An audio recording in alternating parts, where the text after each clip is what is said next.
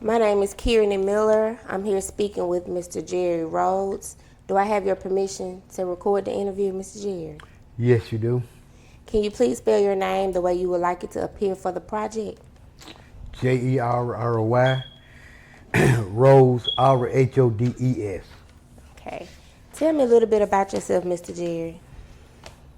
Well, I'm from Rankin County. Have two kids. Been on my job for 19 years. Uh, Single. Divorced, rather. Mm. Well, Where did you grow? You say you grew up in Rankin County? in Brandon. Okay. What were your parents like? Country folk, they was farmers. Well, man, he was a farmer, had horses, cows, fields everywhere. It was a good life. It was all right, you know. Well, they worked, you know, get up in the morning, go in the field first, then go to work. How many siblings did you have? It was four of us. I had two older sisters and one younger brother. Okay. And y'all did the farm work with your parents? Well, me and my brother did. My sister, they was older. They had moved out. Oh, okay. So it was me and my brother.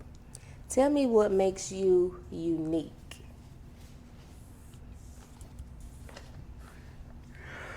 Well, unique. I'm a little different. I'm caring. You know, I love my family. You know, my kids and everything. On my job, I'm unique on my job because I'm known all the way through my plant. You know, known by my nickname, Jerry Rhodes. You know, it ain't too much to me. I'm just simple. How would you compare where you grew up to Jackson? Ooh, that's a big old difference there. I grew up in the country back in the 60s. You know, I grew up on a farm, you know, and it was houses a mile down the road. And it was real simple, you know. I just grew up around all my family and my aunties and uncles and them. And different from Jackson is, there's a lot of people up here and it's dangerous up here now. Describe a typical day from your childhood, from the time you got up to the time you go to sleep. From my childhood, when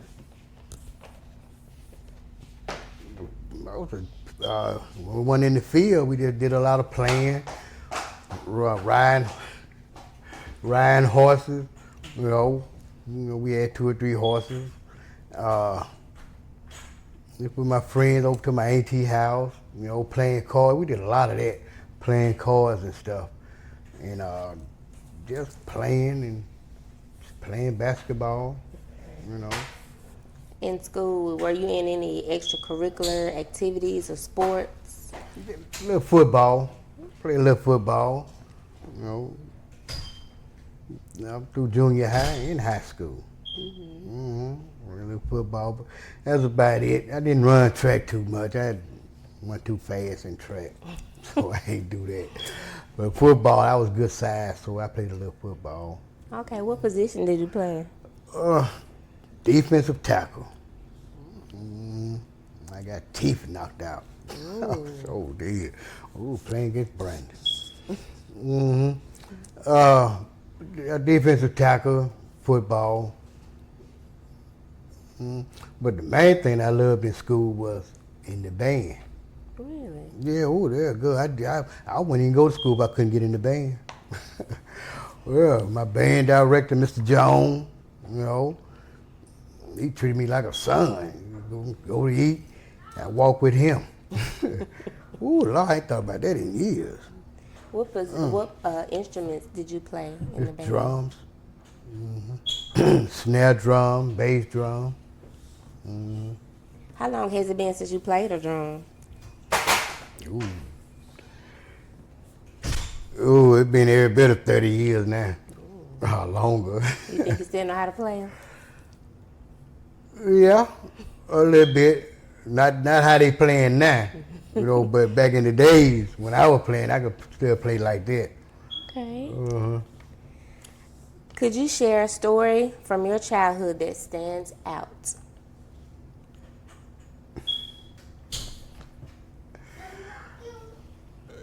I don't know if you. I have a childhood story is me and a friend of mine. Bam, we was riding our horse, and we done rode so far off that we done got lost. We done got lost. We way down in Florence, and we done got lost. And I told my horse, I said, Sheila, I'm lost. Take me home. And my horse turned around, and we went to the house. So your horse knew the way home? Yeah. What? Yeah. I just told her one time, Sheila, I'm lost. Take me home. I could tell she was scared too. Because she was looking at that road. Oh, I don't remember that. I told her one time, Sheila, I'm lost. And she stood up, turned around, and took off. Yeah. How did that feel being out there by yourself, lost? Well, I was scared. I wasn't about, it was a friend of mine, but he was back there, he's scared too. So it was kind of scary. It was so scared that I started talking to my horse. Yeah. Tell me about your experience of becoming a parent.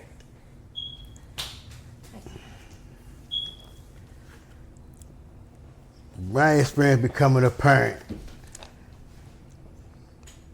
I loved it. I loved it that. I had got my son first, and man, I enjoyed that, every minute of that,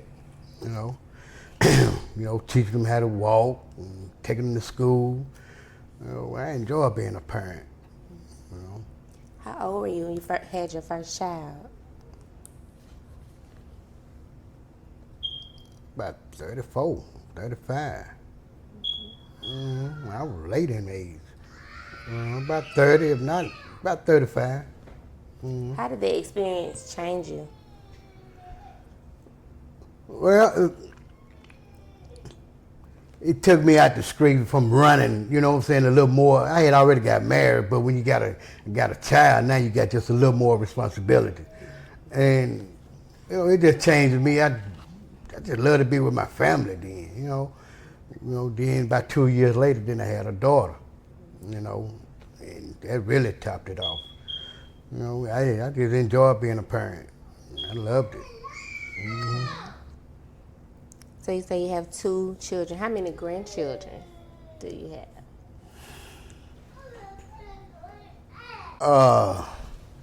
Two by we, two by D. Well, 4. I have 4 grandkids. Well, I have adopted 4 more. Really? So I adopted. So in all, right now I have like 8. Yeah.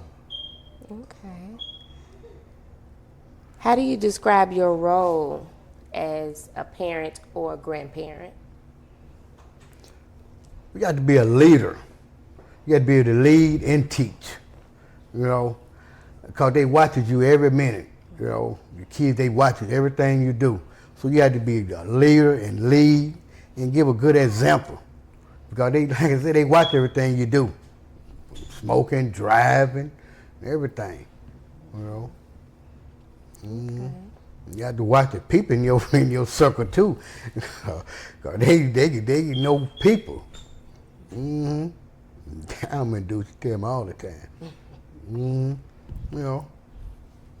It changes you, when you be a parent.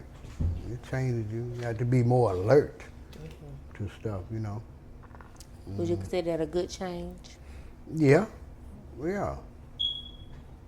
Who was your support system when you were raising your children? Basically, my mom. That's about all I had with my mom, And going to work, getting up and going to work, thinking about them and get back to the house. That's about all I had, for support, How did it make you feel that your mother was your only support with raising your children? Well, it made me feel good, you know. You know, sometimes I need a little more help, but you know, to be able to take my kids to my mom loved it that, you know, her grandkids coming down there. So that made me feel good bringing, you know, my kids to her, and it made her feel good, you know. So, you know, it was okay. Okay. How do you compare the way you and your children are raised to the way other children are raised?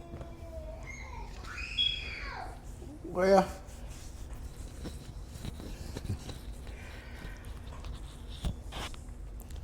the way I was raised in the country, and it, you know, it wasn't no that.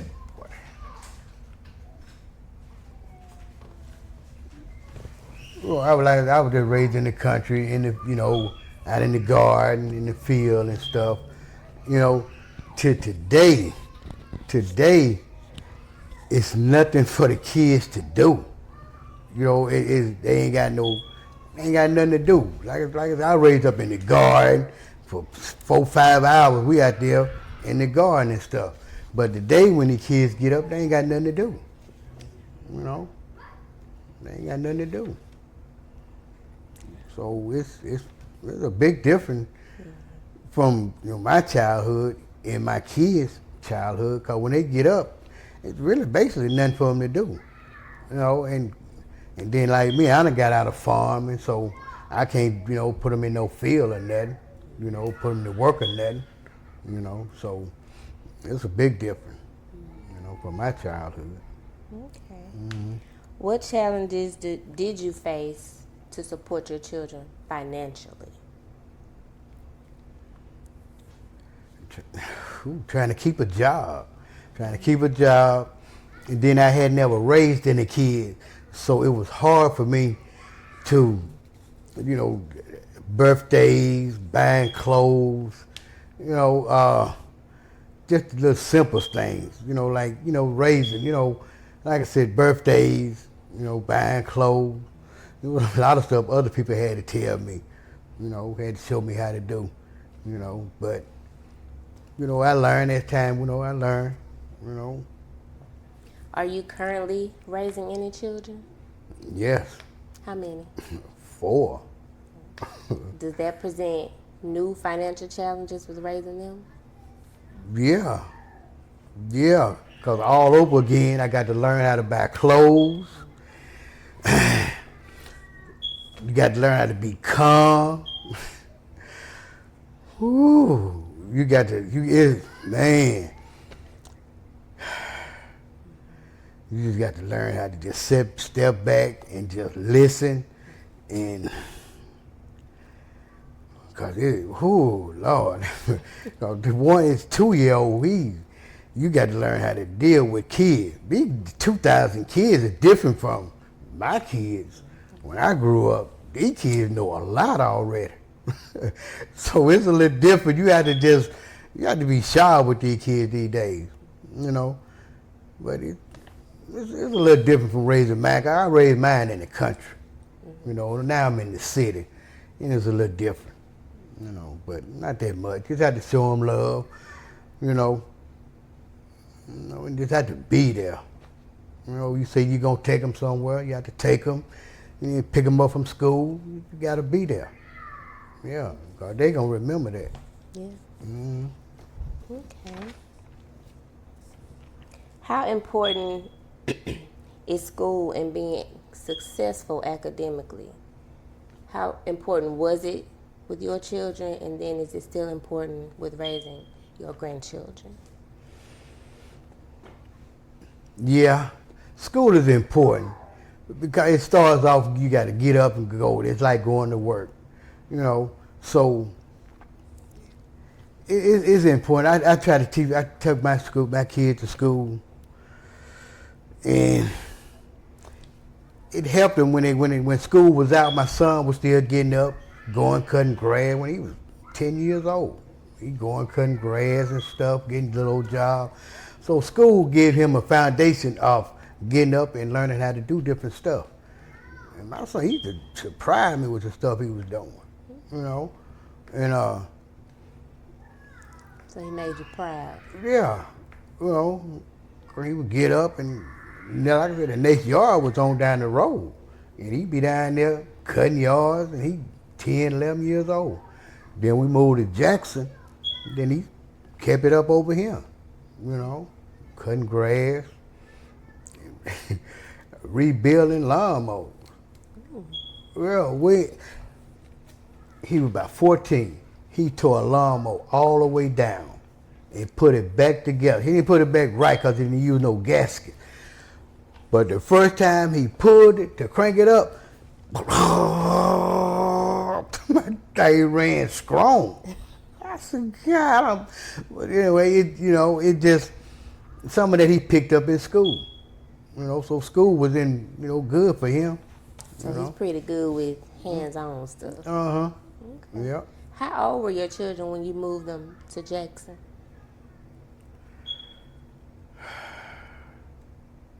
About 7 and 6. Did they have any challenges or with getting adjusted from the country life to the city life? What challenges did y'all face? Going to school. Going to school, that was my most challenging for my kids because they had to go there, they had to, in Jackson, you got to fight your way in. So it was, it was a lot of adjustment. For one good thing, I had one of my classmates was the principal at one of the schools over here, so he knew me, and so he helped me with my kids at Lanier. But when they was at Rowan, they had to fight through Rowan. It was good. It was just, they were from the country and they didn't know nobody. So they had to, once they got that little fighting part over with, everything was good. Was it hard to see them adjust that way or struggle to adjust? No, it wasn't hard. It wasn't because it wasn't too hard for them. It wasn't too hard for them. Can you paint a picture of the neighborhood you live in now? Paint a picture of the neighborhood I live in now. Well, it's a nice neighborhood, just surrounded by a lot of kin folks. All these folks is kin. So, you just have to be careful who you talk to, and just stay to yourself, because it's getting dangerous over here. My neighbor, he just lost a brother to the street violence, Oh, wow. So you just have to be careful over here. Mm-hmm.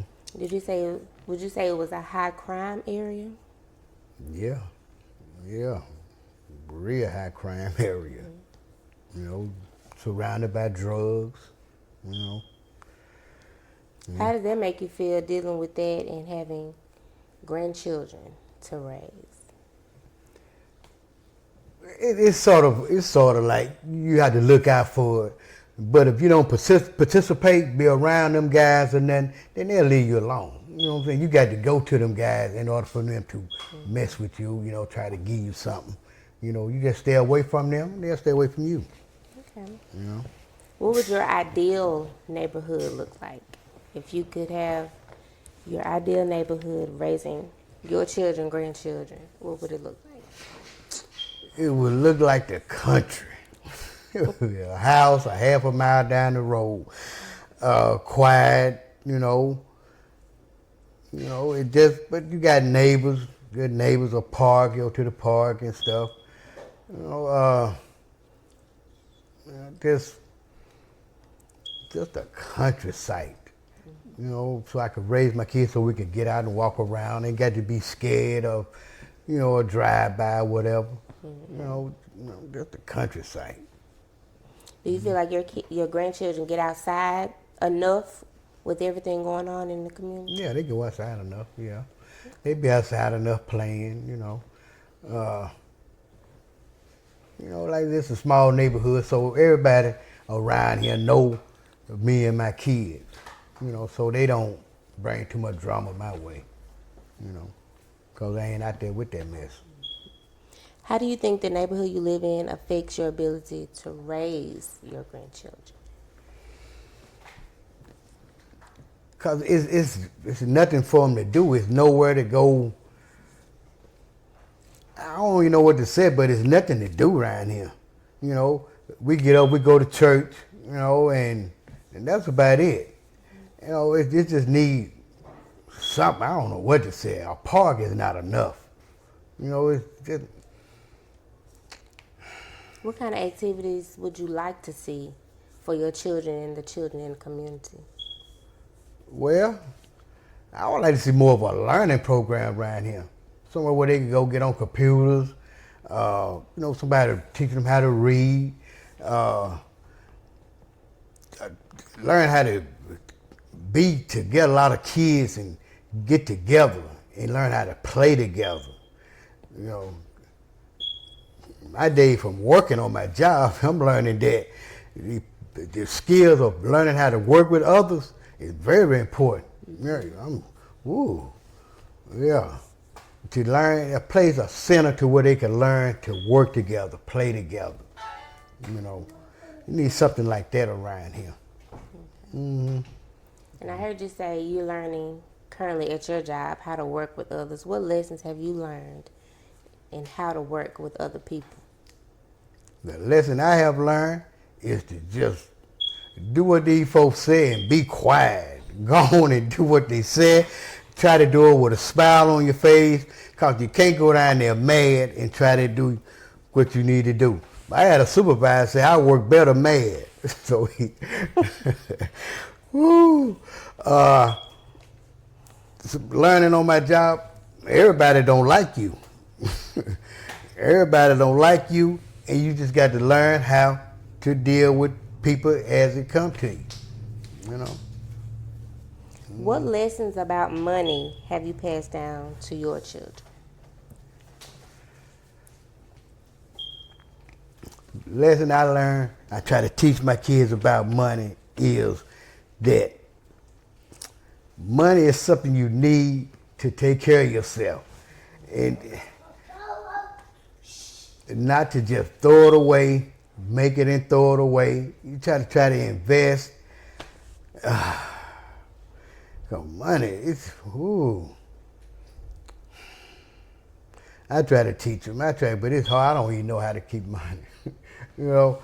But I teach my kids. You know, I try to teach them how to count money. You know, it's rough. But I don't know too much about money, how to save. But I gotta live. You know, it's on the job training, how to do.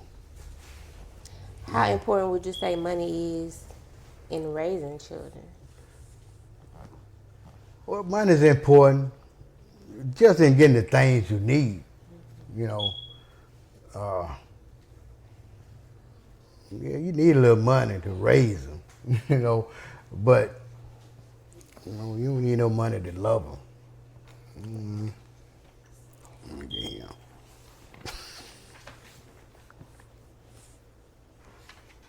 What would you say are some of the greatest challenges with raising children?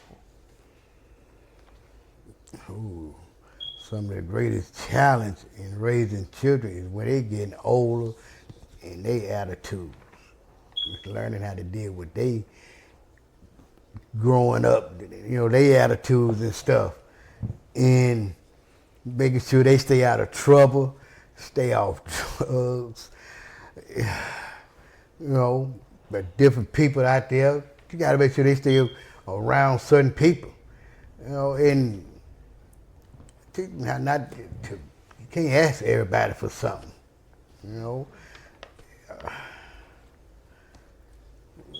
well, I just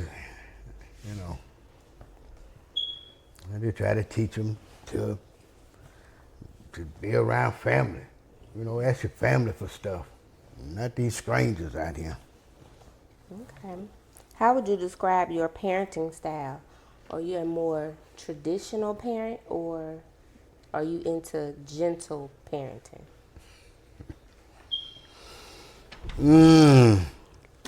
Well, more of an old school parent. You know what I'm saying? I like to try to make them work, have something to do. You know, wash dishes, sweep the floors. You know, and I also try to give them what they need. You know, and food. I try to make sure they eat. You know, and clothes. Yeah, try to clothe them. And that's a challenge there. Cause Dana, it's hard to clothe her cause she is so big or something. You know, so but we might manage. So, how would you say your responsibilities as a child growing up on a farm are different from the responsibilities you gave your children and grandchildren? Well, these days you got to try to keep them out of trouble. You got to try to keep them out of trouble, out of fights and stuff. Because it's like I say, it's a closed environment up here. You know, so you have to make sure the neighbors' kids don't be, you know, meddling, and your kids ain't meddling the neighbors' kids. You know, it's a little different because the way I grew up, it was like just all family, surrounded by family. You know, up here, I ain't got no family up here. Is that challenging, being in Jackson without family? It's real challenging because at time when you need some family, you know, to help you babysit or whatever, you know, I don't have that, you know, so that is real challenging, you know. How do you combat that challenge? If you're in need of a babysitter and don't have it, or if you're in danger of missing work because you don't have a babysitter, how do you deal with that? Well, it have been some days I miss work, and then I have some great nieces up here. I call every now and then, you know, but I have, like it's the most I have missed work, you know, because I couldn't come up with a babysitter or something, you know. Well, that's basically about it. You know. Mm-hmm.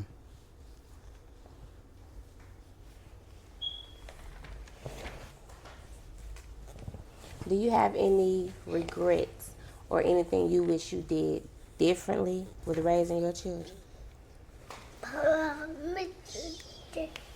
Well. Anything different is me and my wife. We didn't make it. We ended up separating with divorcing. I believe that raising kids is really a two-parent job.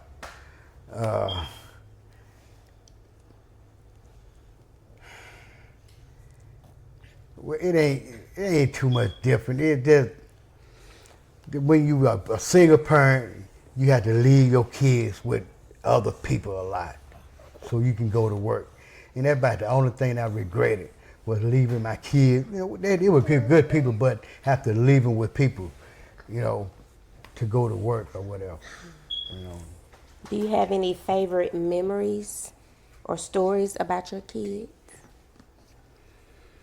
Well, yeah. Well, like my daughter.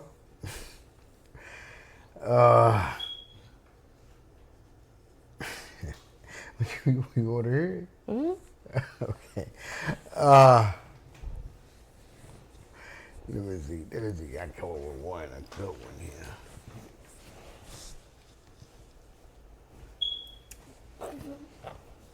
Well, a good childhood story was this: we're teaching my kids how to ride a bike, and it was sort of challenging because they were kind of scared, but we kept with it. We stuck to it, and I learned my daughter how to ride a bike. And after she made her first, you know, rode a little bit, how she jumped off the bike and was so happy, you know, came back and, you know, jumped in my arms and stuff. You know, that was something I never forget. How did it make you feel that you was able to help her overcome a fear? It made me feel good. It made me feel like a dad, you know. You know, 'cause she was scared to ride a bike, but I got out there and worked with her, and you know, she learned how to ride, and she was happy. Okay. It made me feel good. What are your dreams for your children and grandchildren?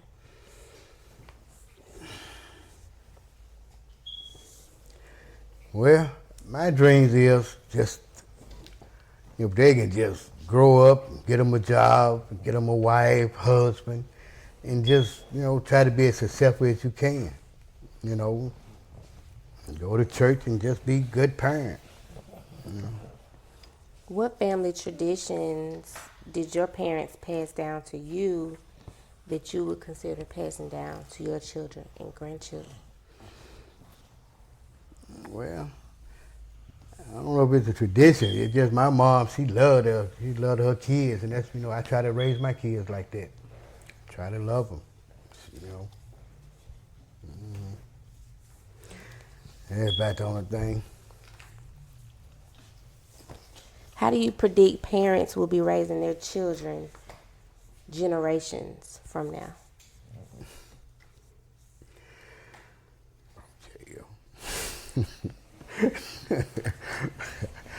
uh, uh,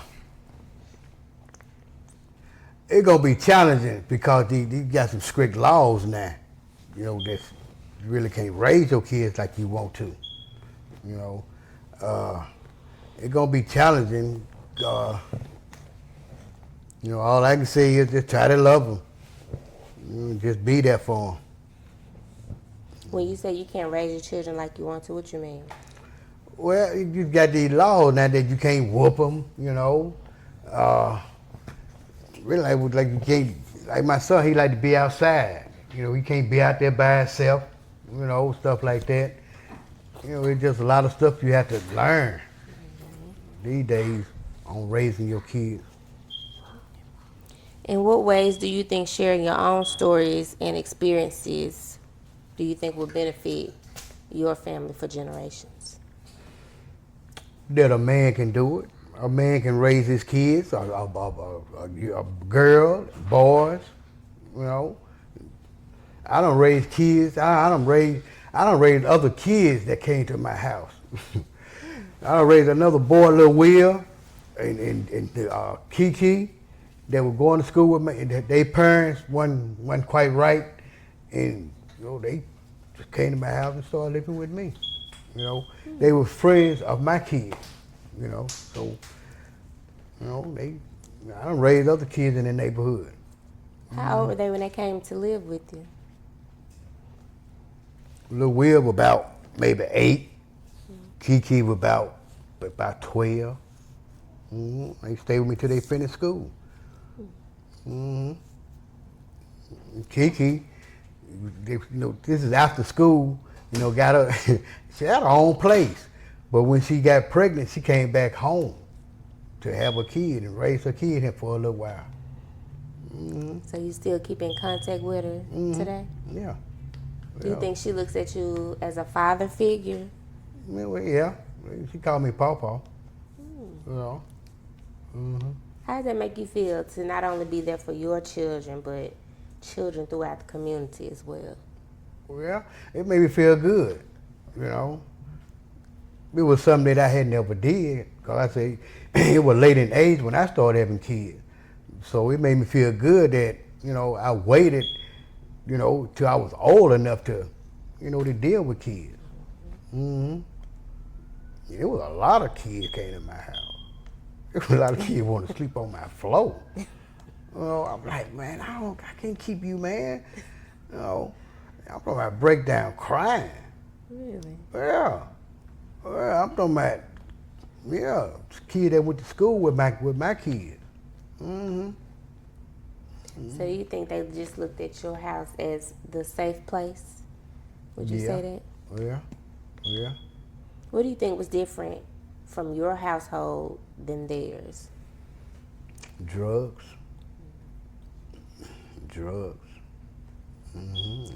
Out in the street, didn't have a foundation, you know. when they come home, they don't know if their mom or dad gonna be there or not. You know, my kids know I was gonna be at the house. You know, they knew I was coming home. They knew I was gonna try to feed them. They didn't have the other kids didn't have that. Yeah. How did it make you feel watching children your children's age suffer or not have the life that you were providing for your own children? It made me feel sad. You know, it's the parents. It ain't the kids' fault. It's the parents. You know, they just done get caught up in these drugs and all this other stuff, and they just done lost their way. For me to do what I do, I feel good about it. I feel good. 'Cause I love to watch my kids eat. I love to watch other kids eat. So it made me feel good. To where kids could look up at. To have a place to go. 'Cause my yard stay full of kids. If you could give advice to your future generations on raising children, what would be some advice that you would give them? To be patient. Stay strong and just love your kids and go to work. You got to change your ways. If you just got to change your ways to go to work, take care of your kids, and everything will be all right. You ain't got to have a lot of money, just be there. That's the main thing, just be there. That's why my grandkids love me, because they know I'm going to work and coming back home. So you provide that foundation for your grandchildren. Yeah. How did you end up with your grandchildren or helping to raise them? Well, they mom, the streets got them. She on drugs and stuff, and they was in our child custody, and I went down there to get them. And I got them, and, I ain't won't regret none of it. I love them, and would do it again, Has it been an adjustment for you after raising your children to now kind of starting over with raising your grandchildren? Yeah. How have you adjusted to that? I had to adjust my sleep, your attitude, your coming home, just everything. But I don't regret none of it. Like I tell them, I was praying for a wife, but God give me 4 kids. So I look at it like that. He give me 4 kids, and I love them, and I'm gonna do my best to raise them. So. If you could do anything differently over the course of your life, anything at all, whether it be raising children or decisions made, does anything come to mind? What would that be? Did better in school. Did the best I could in school by learning and going on further, because without that education, it's really a roadblock. It really is, Learning how to read, you need that. So I tell my supervisor, I said, boy, if I could read like you, boy, I could do something. But learning how to read and, it teaches you a lot. What kind of roadblocks did you face yourself with reading? Getting a job, can't fill out the application, scared to go to try to get a job, because you can't even fill application out. It was hard, by not being, by not learning how to read your best. It was a roadblock in a lot of stuff. It slowed a lot of stuff down. Then it'll make you go the wrong way. It'll have you doing, go out doing drugs because you can't go down the path you want to, because you you can't read, you can't write. You know what I'm saying? It just, then you got to go that way. You know, so it throws you off a little bit. So if you go to school, I just try to learn as much as you can because you're going to need it. Yeah. Do you think if you could do anything about it now, what would it be? With improving reading or any life skills, what would it be? Well, pay attention more. Pay attention more and listen more. What people trying to tell you, you know, and just pay attention. Instead of trying to talk all the time, listen, you know, and just try to learn. Okay. Is there anything that I didn't ask that you would like to add? Any opinions, any advice at all? Well, I don't know. All any opinion is being a father is great. A grandfather even better. You know, just it's hard. You have to take your time and listen to your kids and just roll with it. Cause I love it. You know. You gotta trust yourself, huh? Yeah, well, cause like I say, I raised girls and boys. You know, my daughter. You know, and I try to teach them as we riding around. I show them stuff. And my kids at the age of 8, they could drive me all over Jackson. Really? Yeah, because I teach them, I show them how, you know, to read the streets, landmarks, and stuff like that. And my kid could take me all over Jackson. My daughter, when she was about 6. Okay. Well, Miss Jerry, I appreciate you taking the time out, and that concludes our interview.